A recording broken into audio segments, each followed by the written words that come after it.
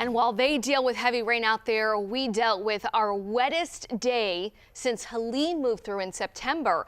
And the rainfall total between Tuesday and this morning in Atlanta at the airport was 4.01 inches unofficially. But look at some of these numbers. You see all the red on the northwest side of town. Those are 3 to 5 inch totals. We had a few isolated spots that got around 6 to 7 inches of rain. And in the aftermath of that, we are still dealing with some creek, stream, and even river flooding today. And some of that river flooding will bleed into tomorrow as well. And that's why several of these flood warnings still remain in effect for the overnight. These are for creeks and streams, bodies of water. But we're looking ahead with another weather impact alert to what is coming for the weekend. We're going to track showers moving back in Saturday morning, and then by Sunday morning, it's a line of thunderstorms and heavy rain pushing into our area.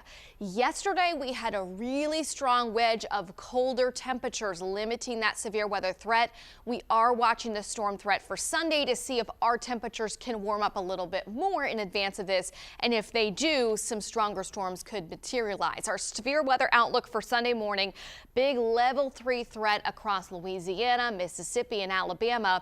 As those storms make into our area, we do expect them to weaken Sunday morning.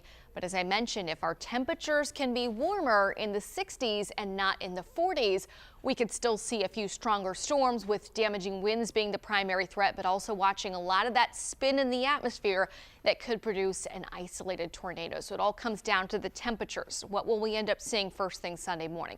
Let me put everything in motion hour by hour on the forecast track. And I want to start with today because we still get a nice little break from the rain and storms between now and the start of the weekend, but it is going to turn colder outside. By tomorrow morning, we're starting off at or below the freezing mark. So big jackets, big coats for the bus tomorrow morning.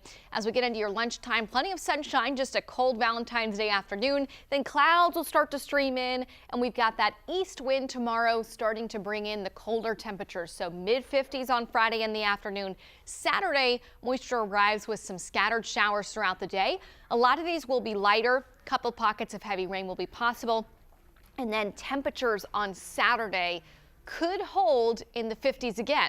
But if we get that wedge to move out of here, look at this model trying to pull the 60s in towards Thomaston and LaGrange. That'll be the sweet spot to see if those numbers can warm up. Early Sunday morning, a line of storms arrives in northwest Georgia after midnight, and right around sunrise or just before it, that's when it's moving into the metro. Heavy rain, some embedded thunderstorms, and if those temperatures are in the 60s, we'll watch out for an isolated stronger storm. By lunchtime, it's out of here, and dry weather, but colder weather returns for the day on Monday. 7-day forecast, you see in red that weather impact alert. Valentine's Day, dry but chilly outside.